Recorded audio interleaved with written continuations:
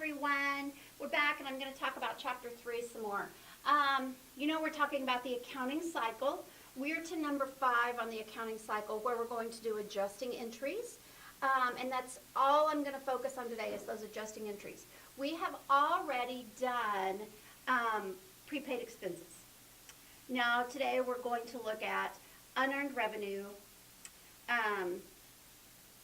accrued liabilities, and accrued revenues. So let's get quickly moving forward into those. I want you guys to go back to chapter 1 and review the principles because measurement or cost principle, revenue recognition, and expense recognition are exactly what we're talking about here today. They're in these PowerPoints, but also you should go back to chapter 1 and review those just so you have a really good understanding of why we're making adjusting entries. So we're going to start with talking about unearned revenues. It's cash received in advance of providing products or services.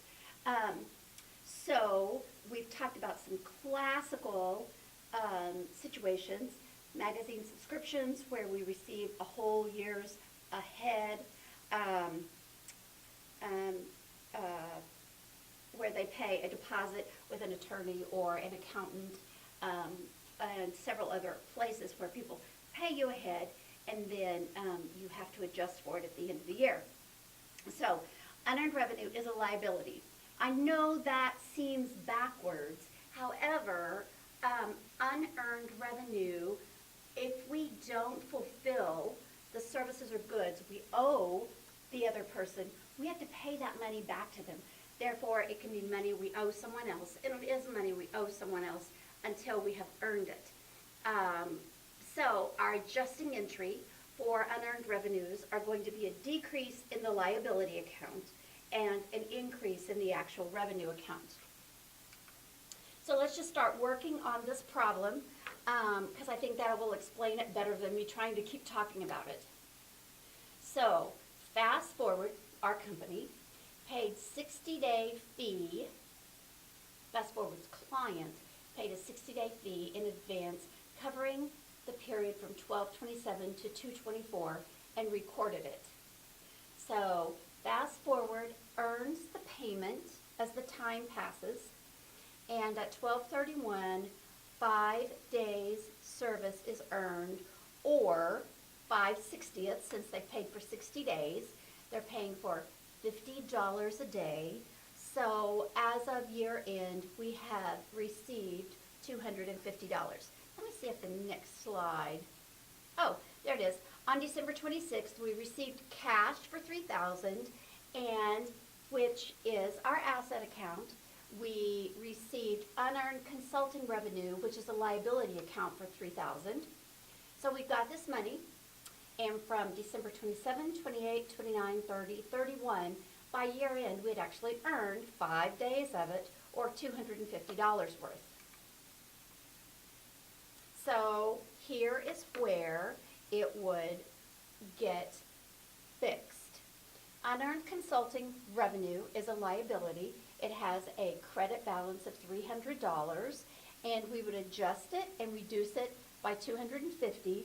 So then our unearned revenue account has $2,750 in it, or the remaining 55 days. And we actually put that $250 into consulting revenue because at this point we have earned 5 days of the revenue.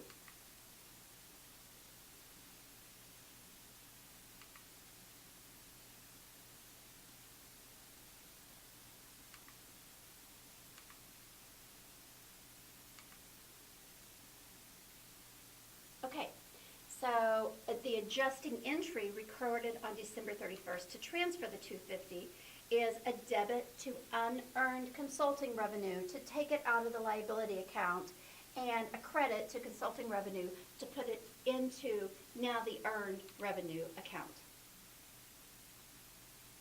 Now we're going to talk about accrued expenses. It's just the next part of adjusting entries.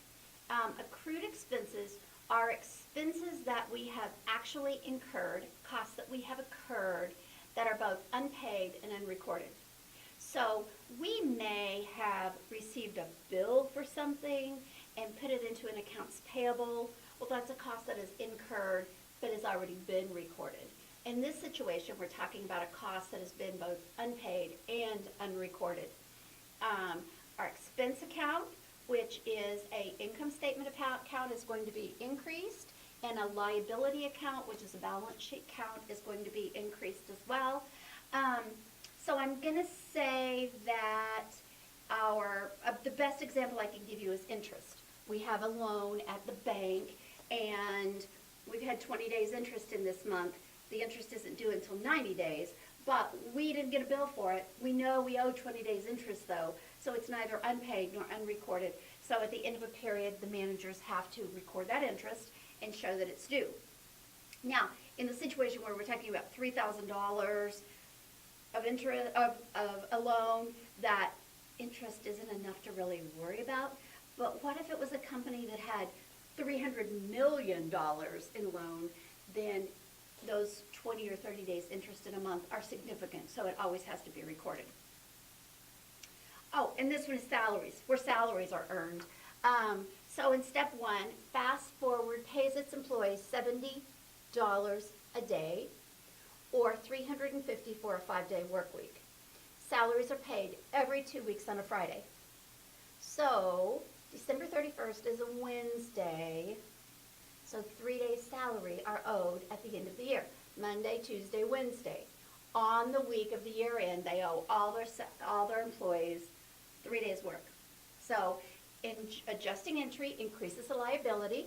It also increases that expense. So what we have to say is on December 31st, we've had 3 days of salaries expense, and we have salaries payable for those 3 days as well.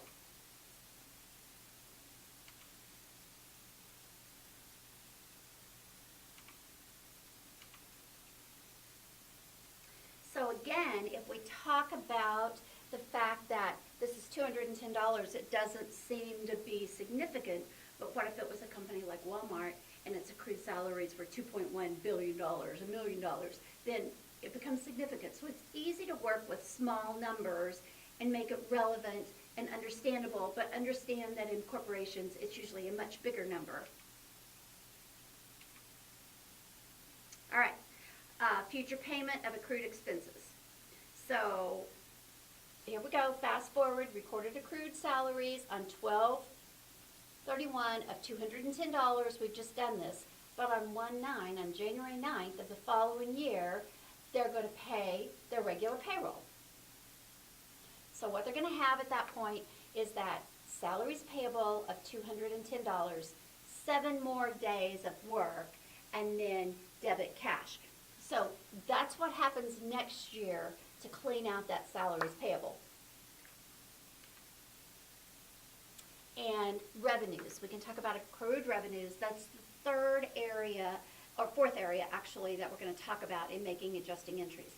Accrued revenues are revenues earned in a period that are both unrecorded and not yet received.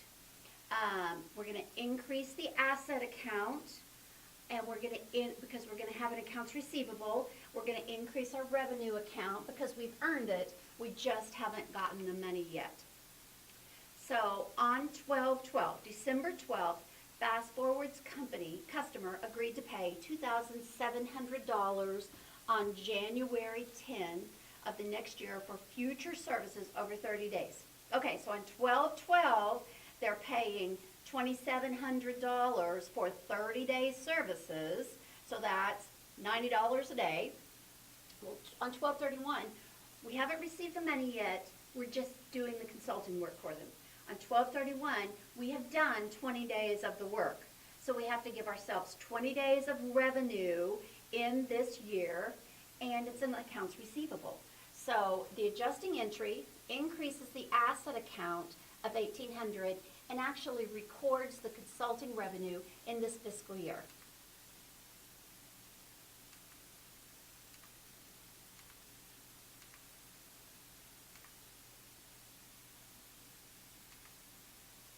And then on January 10th, when they pay us, we actually bill them in January and they actually pay us, we get $2,700 in cash. We clear the accounts receivable of $1,800, and we clear the consulting, or we give consulting revenue another $900, because now the entire 30 days is due and payable. So we've got some links to financial statements. You know, when you have an adjustment, you have something both on the income statement and the balance sheet. So this table will just give you a clear picture of where that money goes in each of those categories. All right, that's it for adjusting entries. I will post some problems. We'll do problems in class. You don't need to do them before. We will do the problems in class. And I'm going to move on to those final closing entries, which close out the accounting for every accounting period for the companies. All right, that's it for today. Thank you.